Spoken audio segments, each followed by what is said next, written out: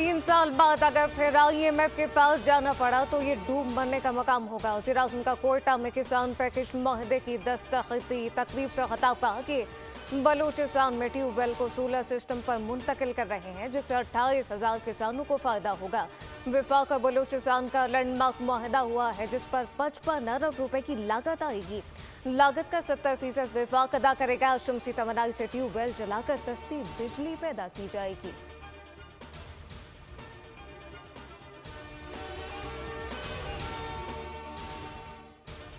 मुल्क में अदलिया को अपना काम करने दिया जाए। अदलिया पार्लियामेंट के मामले में मुदाखलत ना करे।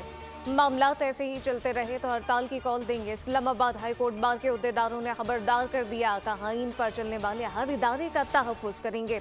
कोई इदारा दूसरे इदारे के मामलात में मुदाखलत ना करे, होश की ना खुल लें। सिस्टम डीरेल नहीं करना चाहते। किसी जमात से उम्मीद नहीं कि वो आइन की बालादस्ती के लिए काम करेगी।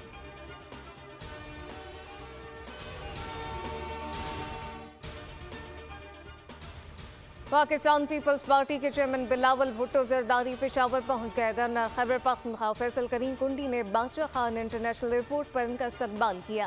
पीपल्स पार्टी के सूबाई सदर मोहम्मद अली शाह बादशाह, सूबाई रहनुमा अमजद खान अफरीदी भी गवर्नर खैबर पख्तूनख्वा के हमरा थे। सदर पाकिस्तान आसिफ अली जरदारी आज लाहौर पहुंचेंगे।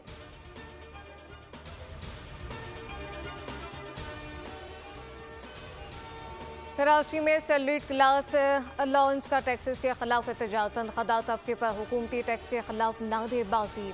PIDC मार्ग के बाहर मुजाहिरीन की बड़ी तादाद मौजूद। मुजाहिरीन ने मुतालबा किया कि हुकूमत फौरी तौर पर टैक्सेस का खात्मा करे।